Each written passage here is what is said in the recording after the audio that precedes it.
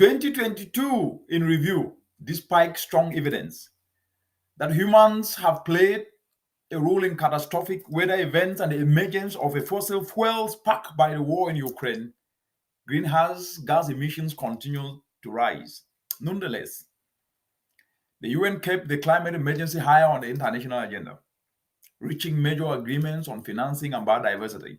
That's 2022, year in review.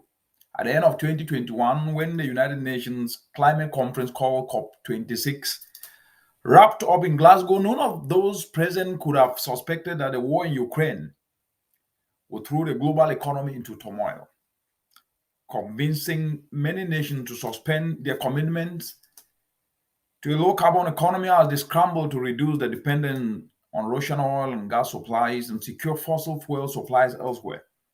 No one could have expected this at the end of 2021. Meanwhile, a host of studies pointed to the continued warming of the planet and the failure of humanity to lower carbon emissions and get to grip with the existential threat of the climate emergency. Nonetheless, conferences after conferences after conferences led by the UN resulted not only to achieving international climate agreements while putting sustained pressure on major economies to make greater efforts to cut their fossil fuel use and support developing countries whose citizens are bearing the brunt of drought, floods, extreme weather resulting from man-made climate change.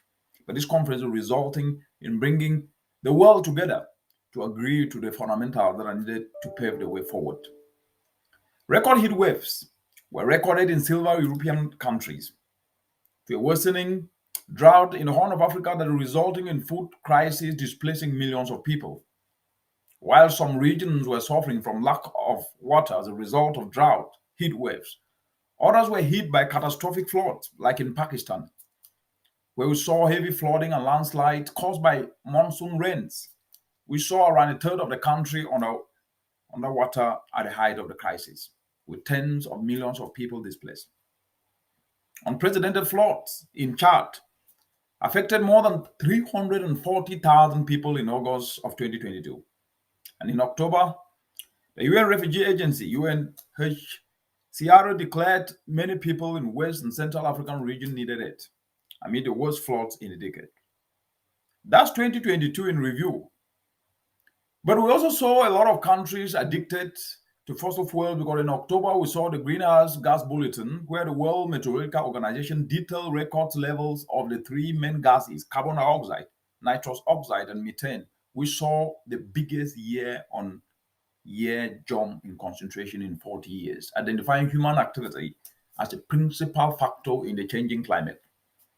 Yet, despite all the evidence, the UNEP Emissions Gap report that shows that we need to shift to a low-carbon economy, the world major economies responded to the energy crisis precipitated by the war in Ukraine by reopening old power plants and searching for new oil and gas supplies.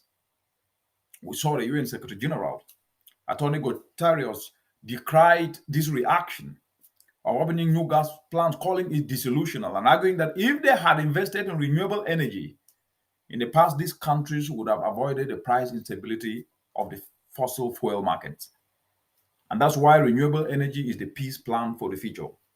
Now let's move to clean, healthy environment, which was declared as a universal human right, where we saw in July a decision by the United Nations General Assembly to declare that access to a clean and healthy environment is a universal human right, which was held as an important milestone, building on a similar text adopted by the Human Rights Council in 2001. The landmark development with this passage will help reduce environmental injustice. Yes, it will help close protection gaps. Yes, it will help empower people, especially those in vulnerable situations, including environmental human rights defenders, including children, youth, women, and indigenous people. Very, very important. That happened in 2022, the year in review. Then came COP27, where we saw loss and damage funding agree, which was a win for developing countries.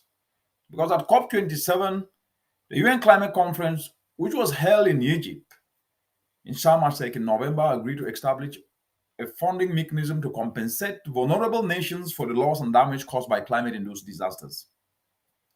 And this was a big win for the entire world, especially for developing countries, because these nations have spent decades arguing for such a provision. So the inclusion was held as a major advance. Yes, it is.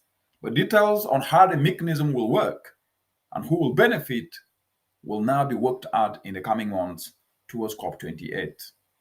Then came Enhanced Biodiversity Protection Framework, which was agreed in Montreal in December of 2022 this year. After 2 years of delays and postponement resulting from COVID-19 pandemic, the 15th UN Biodiversity Conference, COP15, finally took place in Montreal this December, concluding with an agreement to protect 30% of the planet's land, of the planet's coastal areas, of the planet's inland waters by the end of the decade. And as the UN Environment Executive Director Inga described it, he described the outcome as a first step in resetting our relationship with the natural world. How important can this be? Very, very important, because the world biodiversity is in a perilous state with around 1 million species facing extinction. And everyone agreed, from scientists, that the crisis will grow with catastrophic results for humanity unless we interact with nature in a more sustainable way. We need nature to survive. We cannot destroy nature. So the deal officially, the Kunming Montreal Global Biodiversity Framework, includes impressive commitments, but these now need to be turned into action, just as with climate change. And this has been a major sticking point. And now we need to move forward with the hope that this platform will help countries to ramp up implementation, will help them to turn the blueprint into reality. The year 2022 in review from an environmental perspective. This is what you should have in mind as we move into 2023. And 2023 will be implementation, implementation, implementation. And it will take each and every one of us to play our part, because nature is the fundamental underpinning for our survival. And when we destroy nature, then we destroy the very species in which we're supposed to coexist. Nature needs us, but we need nature more than nature needing us. When we destroy nature, we destroy ourselves. And we must protect nature, because we've been destroying nature at the expense of our own survival. Let's play our part, because environment is our own security. Thank you.